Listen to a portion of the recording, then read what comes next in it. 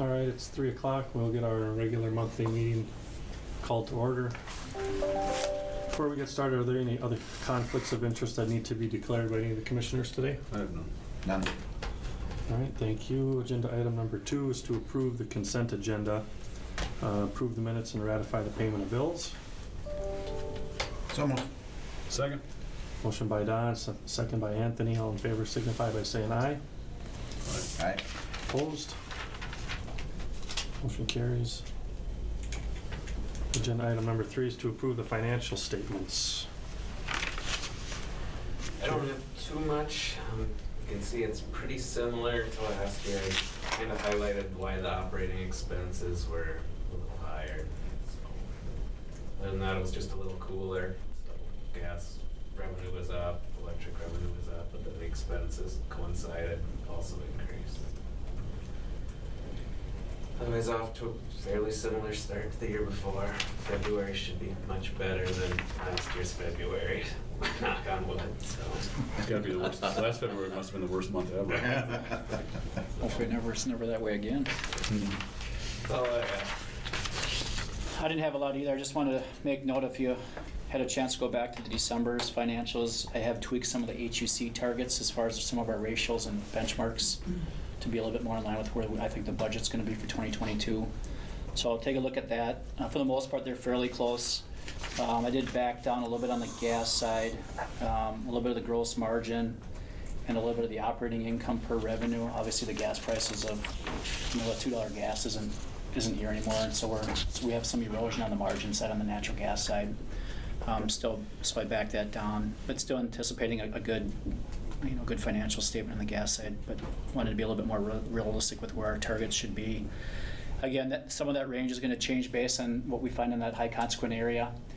Out in the industrial park, we talked about that. We have $400,000 budgeted in that area. If things are pretty good, we don't need to spend that. Obviously, our margins go up in our operating income, but we'll kind of know a little bit more by the mid-year, kind of where that plays out. But otherwise, as Jared mentioned, fairly similar to last year's January for the most part. Jeremy, on those target percentages and Yep. ratios, et cetera, is there anything you can find from a peer group to compare ourselves to make sure that we don't drift too far out of market, or is it hard to find peers that we can compare ourselves to? No, I would say on the electric side, we've talked about this, and just a reminder, as far as our net income and things, we're way below peers. Usually, electric industry is about 7%. You want to have about a 7% net income as a percentage. Obviously, we're nowhere near that and haven't been since I've been up here. Part of that's the depreciation side of things. So we're well below peer average there. But we've talked about, we have steady cash balance, and we've got the natural gas side to offset some of that. That will be an area that we'll, I think, have a little bit more discussion about as we do cost of service study and talk about where things are going on both the electric side and the gas side. On the natural gas side, we're pretty consistent with a lot of the peers in those margin areas for the most part, so that one's a pretty good one. And obviously what they're going to see is the same thing we're seeing, is the $2 gas goes away and it's $3, $3.50, $4. If you're not going to increase your retail charge to offset that increased gas costs, you're going to have some margin erosion. So I'm seeing that with a lot of the companies out there, as well as they're locking in future contracts, but also spot market pricing is going to be in that $3, $4 range, and so that's what we've budgeted for this year in a lot of areas, and so that's where you see some of the margin erosion. I think you'll also see some of that played in the cost of service study as well. And I think before we get into that cost of service study, we should sit down as a board and talk about where we want to go as far as our glide paths. Are we still okay with where the glide paths are going? I think the natural gas pricing, because that's such a change in pricing, commodity pricing, that may be something that we should take a little bit more of a look at going into the cost of service study. So if we want to have some parameters or some benchmarks that we want to have, the consultants look at, we take that into consideration as well.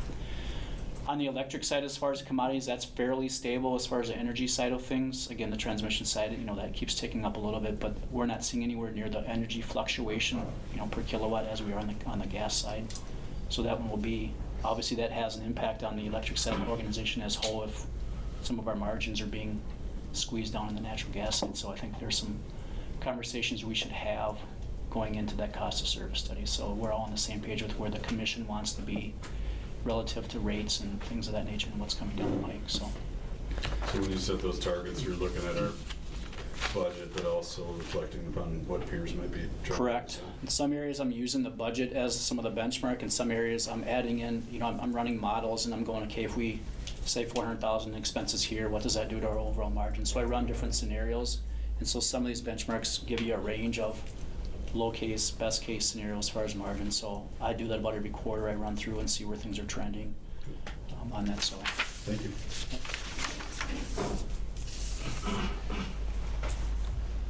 Any other questions, comments? Nothing for me. For a motion to approve the financial statements? Move to approve. I'll Motion second. by Anthony, second by Don. All in favor signify by saying aye. Aye. And opposed, same sign. Motion is approved. Agenda item number 4 is open forum. I don't see any new guests today. Number 5, communication. City Administrator, Matt? I don't have anything. Nothing today. All right, then. Go to Dan. Nothing today. Nothing new for me today.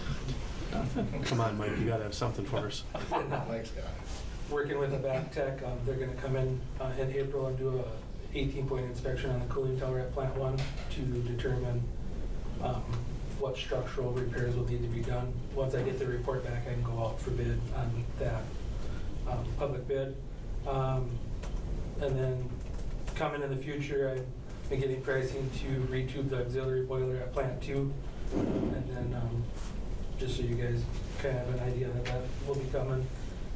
Caterpillar was here from Kiel, Germany the last 2 days, doing some testing on units 6 and 7 engines. And then we had a quick meeting today about what was left on our contract that we had with them. And the last thing is the oil consumption.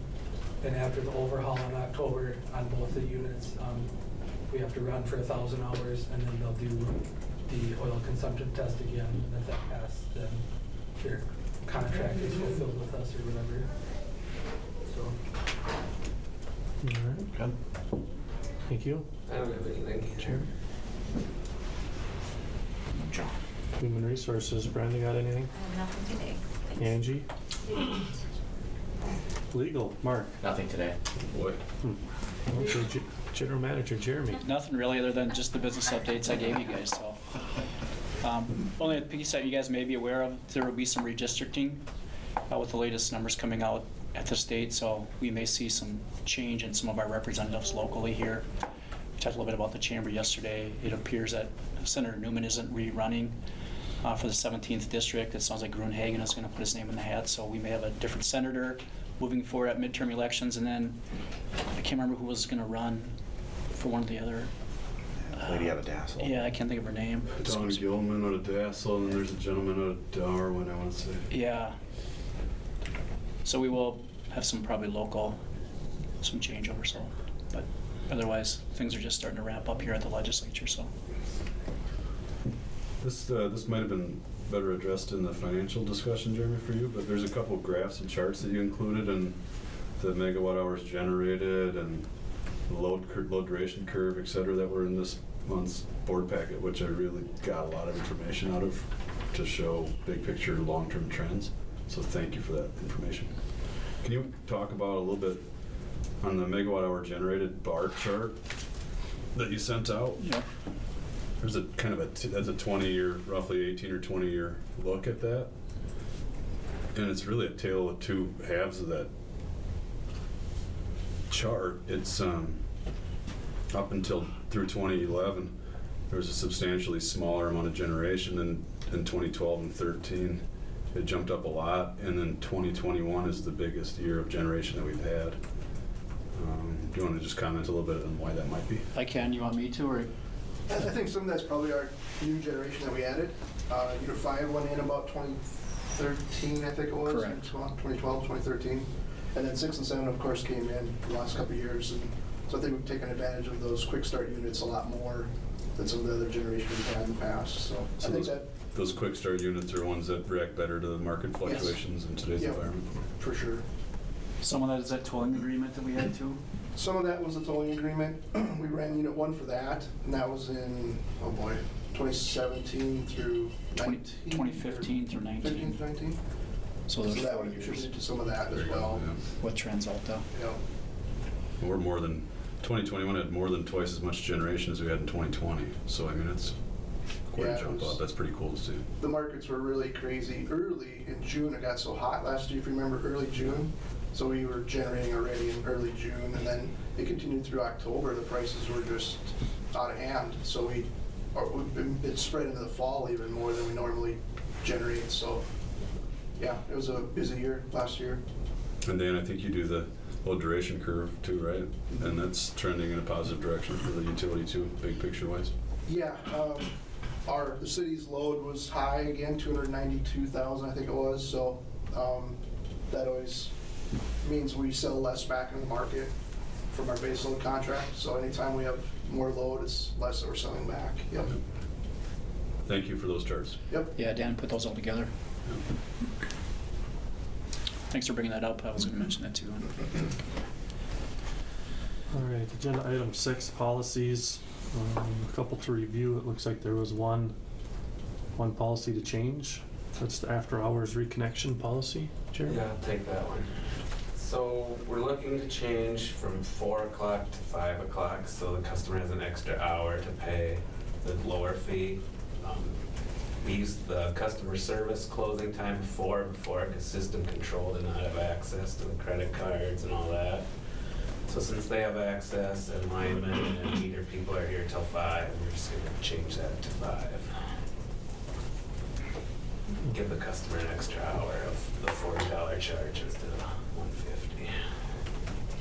I'll make the motion to approve the changes to the after hours reconnection policy. Motion by Anthony, I will second. second by Don. All in favor signify by saying aye. Aye. Alright. Opposed, same sign. That motion is approved. Number 7 is unfinished business. We have none. 8A, new business, is to review the 2021 annual distributed generation. Looks like Dave has this one. Yeah, so each year we have to review all of our connected cogeneration, and what we have so far is all solar. So we basically have for 2021, we have 12 systems that are connected to us so far. 2 are ground mount, 9 are rooftop, ranging from the one we just installed at 625 kW down to a 7 kW rooftop system. So that's what we're at with our total connected cogeneration for 2021. I do not have any applications yet for 2022. We'll see if they come in as the year goes on. With that, we also review the policies and rules, and they're attached in there as well. They're just for review with this section here. So, any questions on that? Dave, you said as of now we just have solar. Is there something else you see heating up or getting more real from a distributed generation standpoint? I guess I don't see, as far as our customers, anything other than solar at this point. Again, technologies could change that as things change, but right now it's basically solar is the market. So. Okay. Guess the city wouldn't allow any, wind turbines in town, huh? Probably not.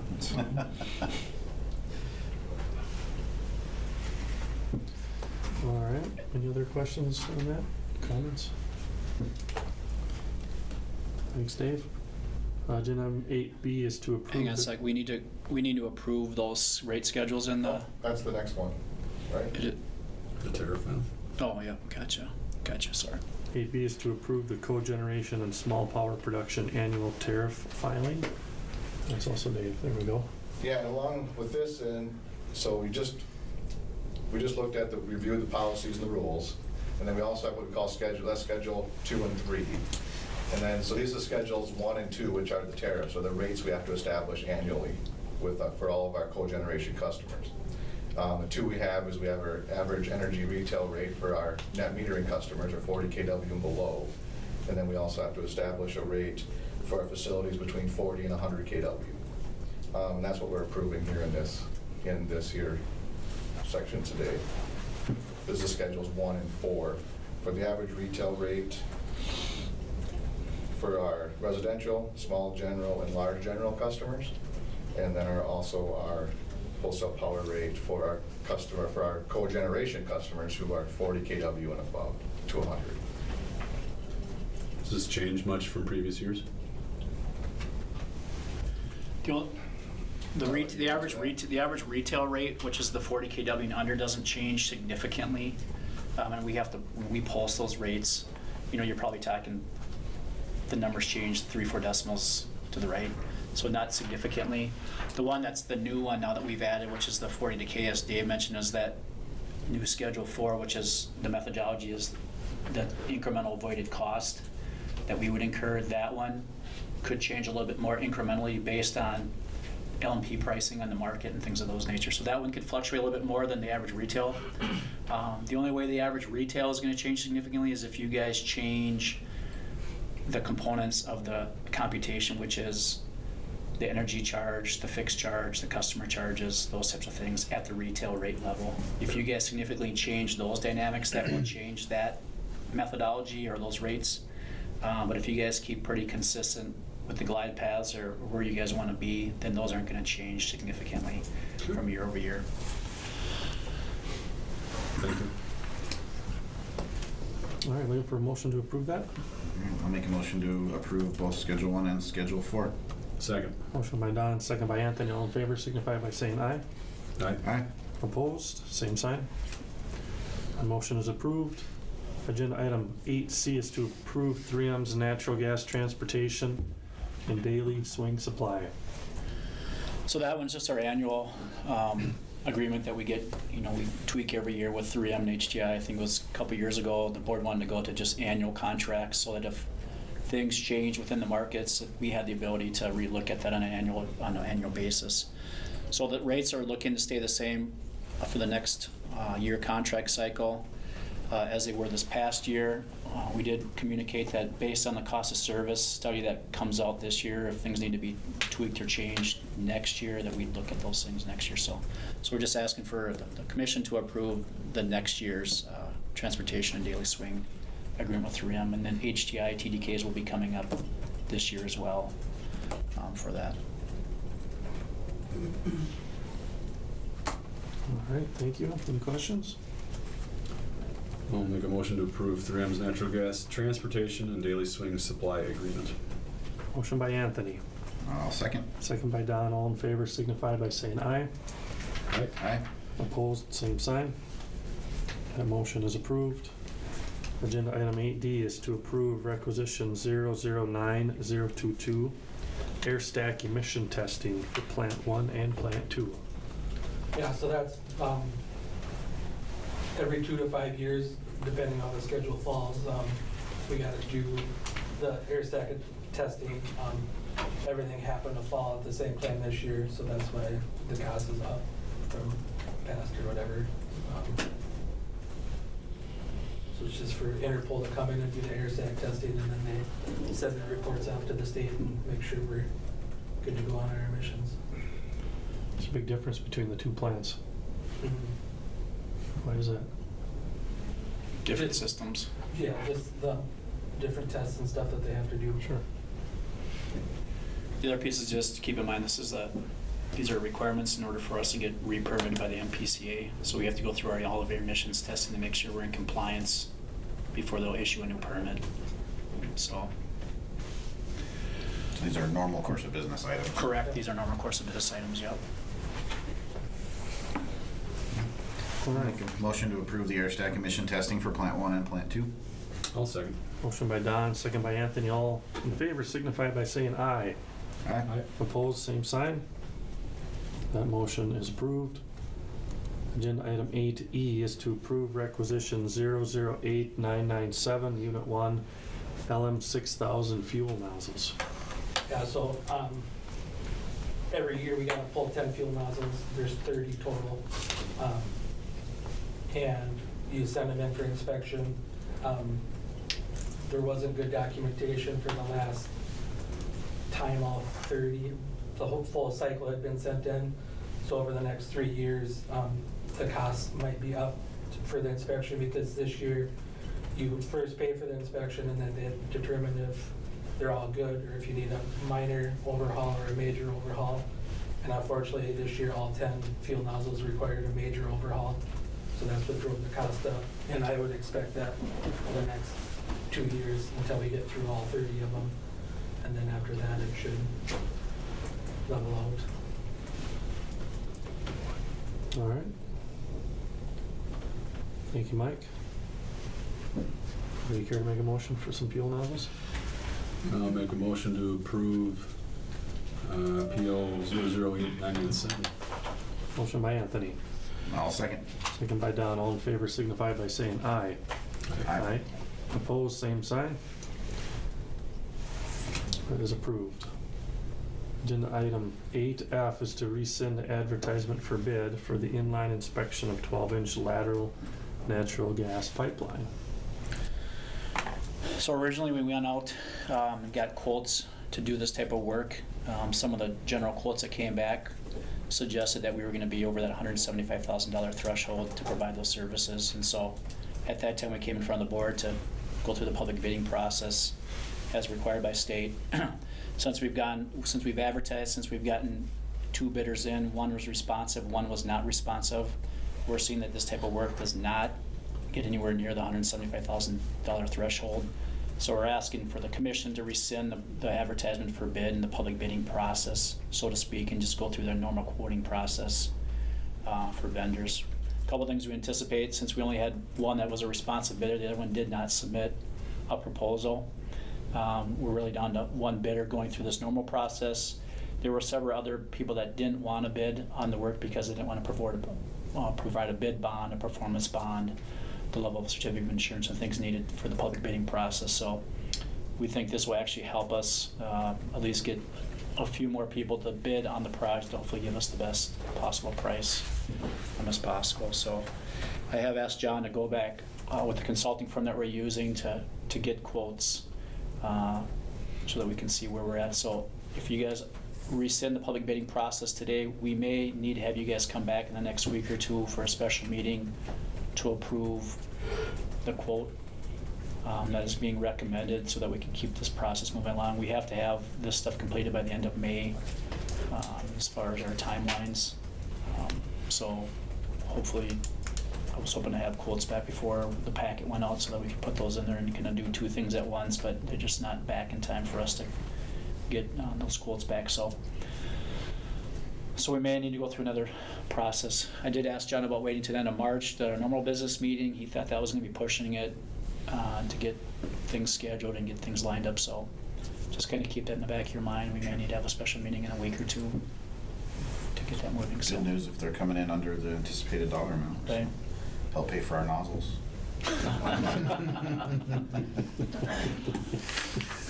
I'll make a motion to rescind the advertisement for bid. I'll second. Motion by Don, second by Anthony. All in favor signify by saying aye. Aye. Opposed, same sign. The motion is approved.